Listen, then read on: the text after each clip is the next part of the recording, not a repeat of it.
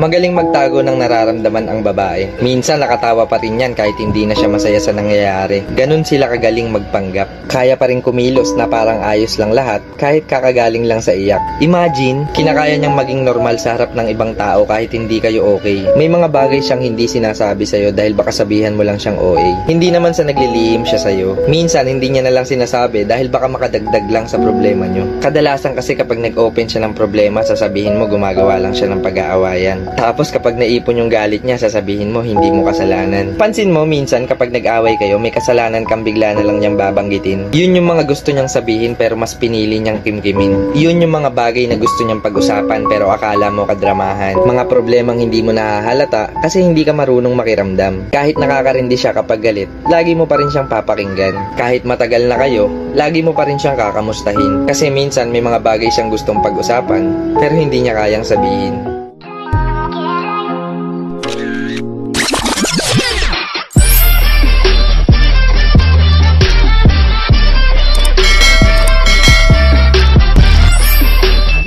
Month mo, January, sila yung malambing, masarap magmahal, pero madaling magsawa. Habang nasayo pa, sulitin mo na. February, sila yung super moody, madaling ma-inlove, madali ring makamove on. Sweet, ma-effort, lalo na pag mahal niya talaga. March, sila yung malambot ang puso, madaling lambingin, masarap mahalin, pero grabe kung magalit, mabilis mag-move on.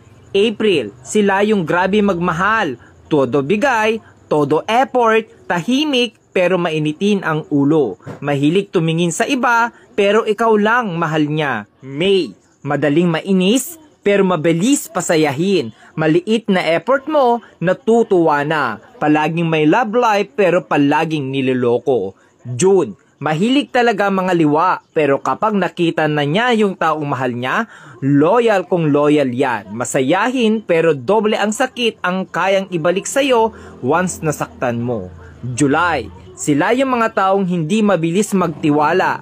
Handang masaktan, mapasaya ka lang. Slowly, iyakin, emotional, mahilig magtampo. August, joker, abnormal, pero may tinatagong problema. Masarap kasama, masayahin, hindi showy, sakto lang magmahal. September, stick to one, loyal pero madalas lokohin kaya matigas ang puso.